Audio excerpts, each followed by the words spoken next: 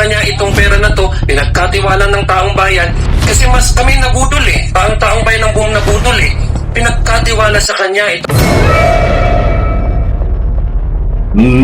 Nako ho, ay grabe ho ito.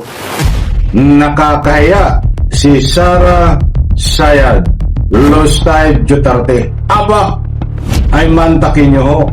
Huling-huli na nambubudol. Alright, welcome back to my YouTube channel. I'm Andy's Vlog. Grabe ho. Talagang mainit-init pa. Mga kaibigan, kapapasok pa lang na mainit na balita. Latest update tungkol dito kay Sara Sayad Lustay. Nakakaya ho. Huling-huli ng budol. Kaibigan, palambing ako isang like sa video na ito. Kung nagustuhan nyo po, please subscribe my YouTube channel. Hindi po ito fake news.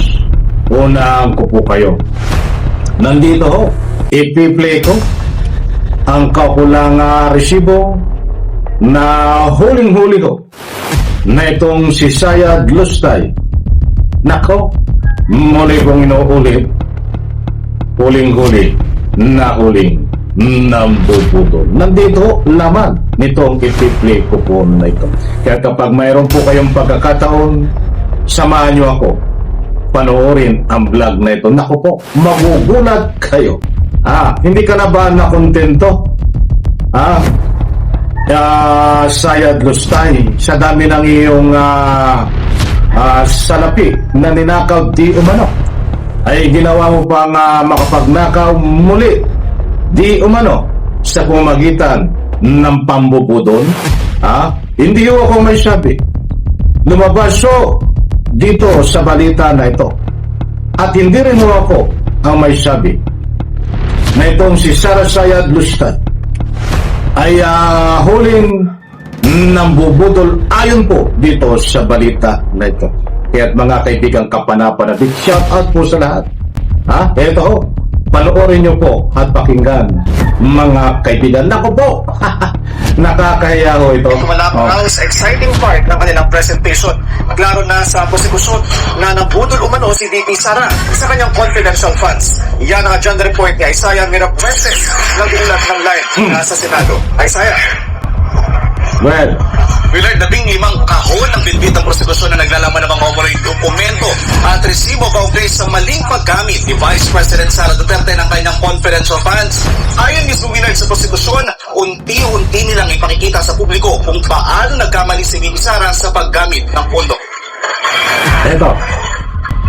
Nagsisimula pa na po tayo.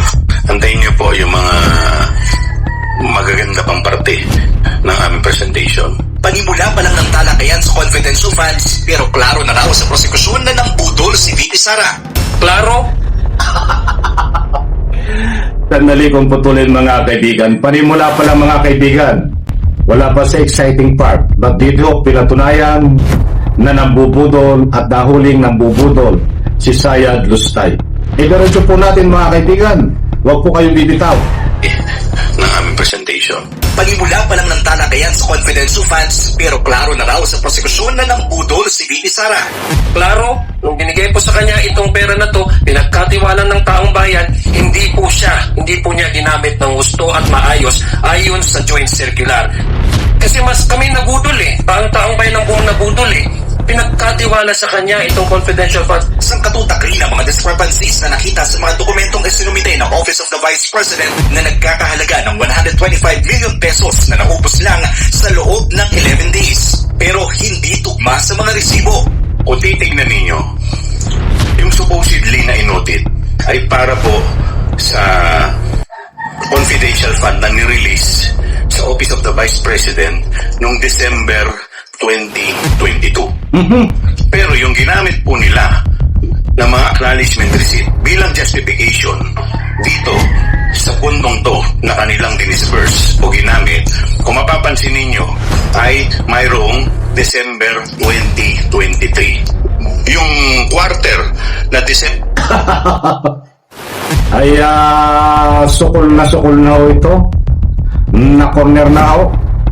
At hindi na ito makakapalag. Kahit pumalago itong si Sara Sayad Lustay, hindi na ito makakapalag sa dami mo ng ebidensya. Ito pa. November 2023, wala ng confidential fund ang OPP. Napag-alaman rin sa paglilitis ngayong araw na ang pondo ay hindi naman nagamit sa kung saan dapat ginagamit ang confidential funds. Kulang-kulang rin daw ang mga sales invoice. Yung tanong na kailangang sagutin dyan, no, is probable ba na ubusin itong 125 million sa loob lamang ng 11 days? Considering meron pang nakapasok dun sa 11 days na yan na non-working holidays. Ano? So, kasi 20 yan, no? Hanggang 31. So, syempre, meron Christmas break, New Year. So, yun ang tanong dun eh. Katakataka rin ang mga pangalang Mary Grace Piatos, Miko Harina, Patty Ting, Andy Lim, Alejandro Piquin at iba pa na ayon sa prosekusyon dapat nakadeklara sa Commission on Audit ang tunay na pagkatao ng mga nasa likod ng mga pangalan. Subalit kahit mabusisi ang talakayan sa impeachment court, tila malamig ang ulo ni Atty. Lord Nakapunan. Ang ganyan lang muna mga kaibigan tawa ko na mas napasama ko yung ating pangalan, Andy. Kaya lang yung apelido ay Lim. Andy Lim. Andy Liwanag. Anak ng katakot-takot. Hindi po tayo nagpapakalat ng anumang fake news dito. Datapuat nandiyan po ang resibo kakulang batayan natin. Na yan ho ay naganap kahapon sa paglilitis sa impeachment kay Sara Sayad Lustay na na-corner na ho. Si Sara Sayad Lustay hindi na ho makapalag. Ba't pumapalag-palag pa ho? Dahil ho diyan ay maliwanag na nahuli na nambubudol o nambudol na, nakapambudol na sa pamagitan po ng paliwanag sa balita na yan itong si Sara Sayad Lustay.